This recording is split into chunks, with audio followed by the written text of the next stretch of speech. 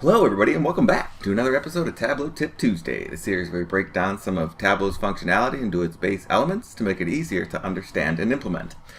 Being that it's December and all, we got a fun Christmas season planned for you guys. We got several visualizations that we're going to be going over using some open source Christmas data. So what we see on the screen in front of us is what we're going to be reproducing, called a waterfall chart, and we're going to be using Christmas data, the average Christmas or expected Christmas spend per household family across the years. So let's go ahead and get to work here. So just looking at the sheet itself, as we see right here, looks like we got a discrete year and looks like we got a dual axis with some spend. And looking at my mark type, which I always like to do, looks like we have a mark type of Gantt on all three.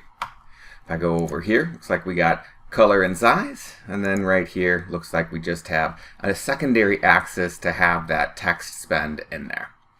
Alright, with that in our back pocket, let's go ahead and see how we build it. So let's go to a new sheet. We'll place our year on columns right here, and we'll get our spend up here on rows. We recall that it was dual axis, but we'll take care of that later. Let's go ahead and make it a Gantt chart bar. And now our goal with any waterfall chart is to find the difference between these 2 points and then make a bar or a Gantt bar sized by that difference right there. Then later on we can see how we can color it, whether it's positive or negative, or whether, from 2000 to 2001 looks like the average family spent about 20 bucks less. We'll see how we can do that.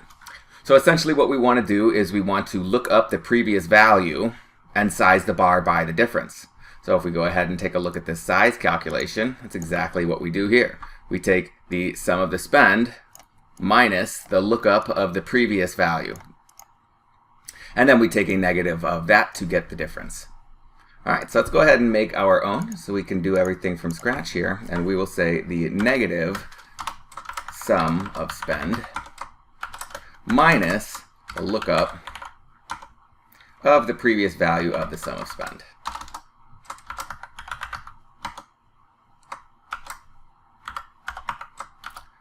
See if I got everything correct there. There we go. We'll call this size 2.0. And we'll go ahead and press OK. So now if we place this and size our Gantt bars by that difference, you can see that we get those values. So the next thing we want to do is, it can be difficult to differentiate whether that's going up or down. So all we need to do is say, hey, if that value is positive, then there was a positive difference.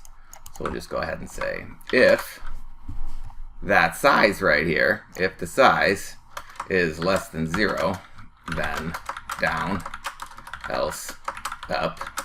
We'll end that if statement. Call this size. Oops, color 2.0. There we go. We can place that onto color, and now we can see that if it goes down, we have an orange, and if it goes up, we have blue. Looks like I mislabeled my if statement right there. We'll go ahead and fix that here real quick. Just call this up and this down. And there you go. Let's go ahead and make that red and green in the spirit of Christmas. Starting to get somewhere there.